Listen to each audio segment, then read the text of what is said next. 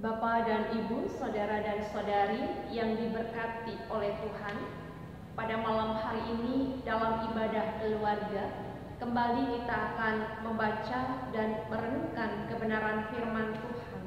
Namun sebelumnya mari kita berdoa mohon bimbingan Roh Kudus.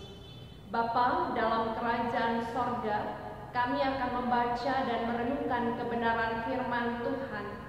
Bimbinglah kami ya Roh Kudus, sehingga kami dapat memahami kebenaran firman Tuhan dan melakukannya dalam kehidupan hari kesehari. Diamkanlah semua suara dalam hati kami, jauhkanlah pikiran yang mengembara kian kemari, dan berfirmanlah ya Tuhan, karena kami telah sedia untuk mendengarkannya. Amin. Mari kita berdiri dan membuka kitab Amos pasal 2. Kitab Amos pasal 2 ayat 6 hingga 8 yang menyatakan hukuman atas Israel.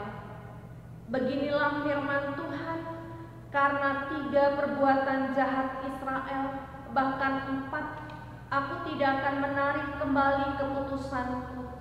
Oleh karena mereka menjual orang benar karena uang, dan orang miskin karena sepasang kasut. Mereka menginjak-injak kepala orang lemah ke dalam debu, dan membelokkan jalan orang sengsara.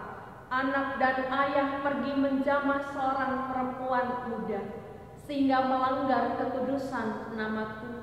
Mereka merebahkan diri di samping setiap mezbah, di atas pakaian gadaian orang, dan minum anggur orang-orang yang kena denda di rumah Allah mereka.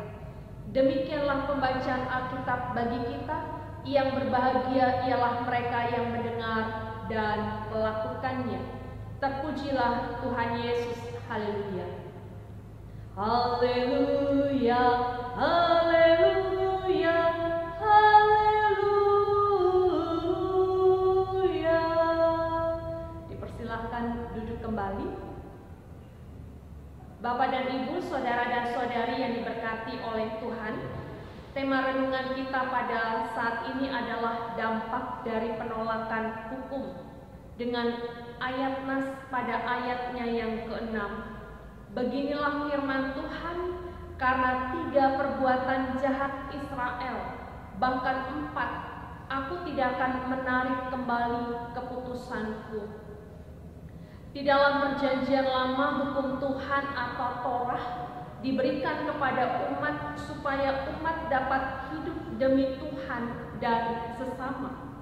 Hukum Tuhan terdapat dalam 5 kitab Musa, tetapi juga mencakup keseluruhan perjanjian lama.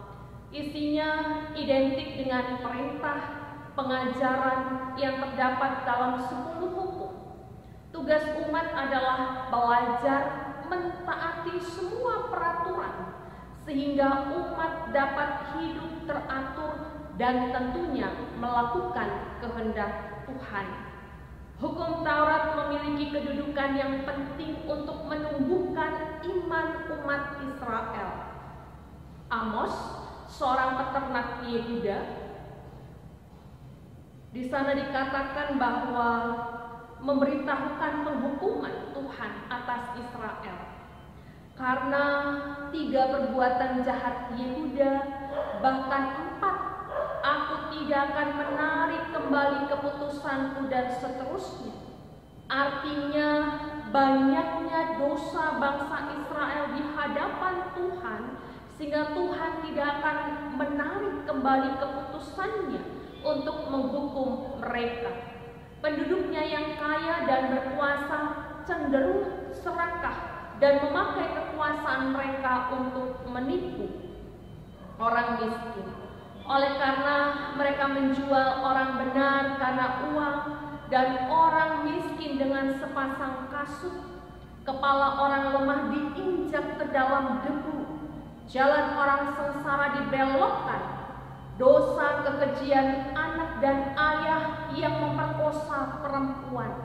Umat tidur di samping mezbah, di atas pakaiannya digadai oleh orang susah. Mereka minum anggur di rumah Allah. Mungkin anggur yang diterima sebagai bayaran utang atau dibeli dengan uang yang diterima dari denda. Inilah dampak yang terjadi ketika hukum Tuhan ditolak atau tidak dilakukan. Ketika kehidupan umat dipengaruhi oleh kepercayaan bangsa-bangsa lain. Bahkan dengan kata lain, mereka menyeleweng dari Taurat. Mereka tidak lagi berpegang pada perintah dan ketetapan Tuhan. Sebaliknya mereka lebih percaya kepada dewa-dewa bangsa sekitar dan terbawa di dalam kehidupan keseharian. Allah memilih Israel sebagai contoh yang hidup mengenal keadilan Allah. Namun Israel belum dapat melakukannya. Amos memberitakan apa yang menjadi perkataan Allah. Ada hukuman untuk pelanggaran yang dilakukan Israel kepada Tuhan. Aku akan menghukum kamu karena kesalahanmu. Pada pasal yang ketiga ayat 2b. Bapak dan Ibu, saudara dan saudari yang diberkati oleh Tuhan, gambaran keadaan di atas tadi bisa saja terjadi dalam kehidupan saat ini ketika hukum tidak dilakukan sebagai fungsinya. Maka di sana akan terjadi ketidakadilan. Ketidakadilan masih terjadi di mana-mana, apalagi jika uang, kekuasaan mengendalikan hidup. Hukum dapat dibeli, yang lemah dan miskin semakin tertindas. Keadilan di dalam Alkitab tidak semata-mata hanya mematuhi hukum, tetapi bagaimana umat diminta untuk membangun hidup yang menyatakan kasih dan kepedulian. Keadilan Allah adalah keadilan yang seharusnya berlaku untuk seluruh ciptaan. Dan Yesus menyatakan bahwa ketika kita melakukan untuk salah seorang dari saudaraku yang paling hina ini, kamu telah melakukannya untuk aku. Matius 25 ayat 40. Hal ini mengartikan betapa pentingnya hukum Tuhan yang digenapi melalui kedatangan Yesus ke dalam dunia. Jika hukum di dunia kita langgar, pasti akan mendapatkan sanksi. Begitu juga jika apa yang menjadi firman Tuhan yang di dalamnya berisi perintah, pengajaran itu hanya sebatas didengar tanpa dilakukan, maka iman kita pada hakikatnya adalah mati dan ibadah kita menjadi sia-sia. Semua umat Allah memang diharapkan berlaku adil, tetapi terutama bagi mereka yang berkuasa dan kaya harus menjadi contoh hidup mengenai keadilan Allah. Dan kiranya dalam masa pandemi COVID-19 ini membuat kita semakin memiliki kesadaran diri untuk membangun persekutuan dengan Tuhan melalui membaca dan merenungkan kebenaran firman Tuhan, sehingga perilaku kita tidak menyeleweng dari firman Tuhan, dari hukum-hukum dan ketetapan-ketetapannya. Sebaliknya, kita dapat dimampukan untuk melakukan kasih-Nya dan juga menyatakan kepeduliannya bagi sesama dimanapun Tuhan menghadirkan kita. Inilah yang menjadi pesan firman Tuhan bagi kita. Terpujilah nama Tuhan. Amin. Mari kita berdoa. Bapa dalam kerajaan sorga, pada malam hari ini kami mengucap syukur Tuhan karena ibadah keluarga di minggu terakhir di bulan Mei ini boleh kembali dapat terlaksana. Melalui media virtual Tuhan, firman-Mu menyapa kehidupan umat Tuhan. Sempurnakanlah ya Tuhan semua pemberitaan firman Tuhan yang telah tersampaikan, kiranya berkenan mendatangkan berkat bahkan untuk kemuliaan bagi nama Tuhan. Bapa dalam kerajaan sorga, mampukan kami untuk boleh tetap terus membangun persekutuan dengan Tuhan, sehingga kehidupan kami tidak menyeleweng, tidak menyimpang dari apa yang menjadi hukum-hukum Tuhan. Ya Bapa, biarlah Engkau terus memberkati persekutuan GPIB Jemaat Sumber Kasih Kendari, memberkati setiap pribadi, memberkati segala kerja layan kami yang sampai saat ini masih harus kami lakukan dari dalam rumah kami masing-masing.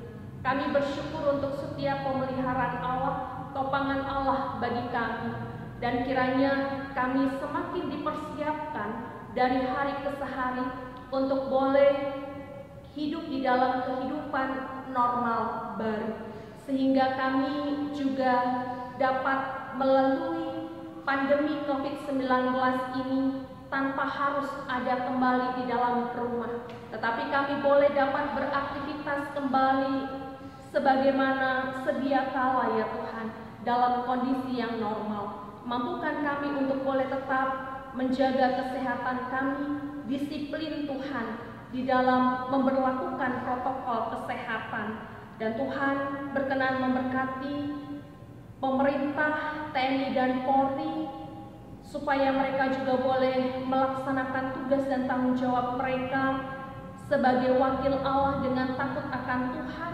bahkan dimampukan untuk tetap terus melakukan upaya-upaya, tindakan-tindakan mengatasi dan menangani pandemi COVID-19 ini Tuhan, sehingga penyebarannya semakin ditekan ya Tuhan, dan semakin sedikit kami yang terinfeksi olehnya.